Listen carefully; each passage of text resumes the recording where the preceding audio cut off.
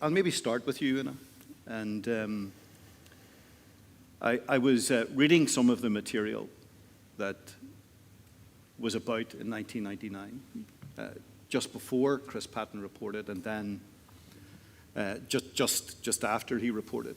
And I found a fax on my file, which was an internal message from the then RUC Chief Constable Ronnie Flanagan, with a bit of the speculation ahead of the report being published, where he talked about the suggested recommendations will have caused tremendous anguish and anxiety and concern for RUC officers at that stage. I suppose I'll start with an easy one, Una.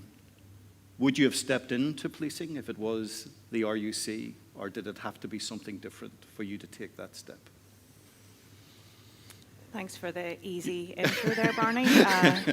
But I suppose if I am going to be really honest, and I think the reality is there's no point in being here with you all unless we're going to have honest conversations, it's a pretty simple answer, and the answer is no. Mm-hmm. So, you know, I come from a place, like many other people in this country, that policing wasn't something we were familiar with. I still know very few cops outside of those I've worked with over my 20 years in policing in the years thereafter. So it would have been a very difficult thing for not just me, but my family to find any resonance with in that current construct. You were in Derry at that stage? Yeah. So I grew up in Balmagorty. Some of you might know it. It's a council estate just on the outskirts of Derry. Went to school, thankfully, in Thornhill, so it gave me a great start in terms of education and how important that's become to me and many other youngsters in this country in terms of creating some sort of future for myself and my family now. And a big part of why I joined the police, I have to say, was being part of that zeitgeist at the time, which we saw play out very poignantly on our screens in Derry Girls recently. I have to say, I laughed and cried as much, probably in equal measure, watching that. There was so much about it. Lisa was the year below me in Thornhill, so I get a bit of stick about the head girl being modelled on me, which I wasn't, Jenny, by the way.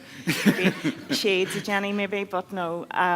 But it did capture the feel of what it was like to be young and idealistic and Irish at that time in Northern Ireland.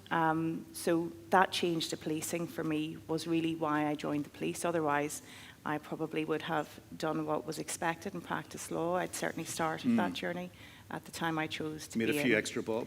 Well, I don't know about that. Like, I've done all right, but I certainly, I probably wouldn't have been in the police if I hadn't have grown up here, and if it hadn't have been at that particular juncture with the formation of the Police Service of Northern Ireland and feeling that sense of responsibility to be part of that. That's why I'm in the Corps. Thanks, Una.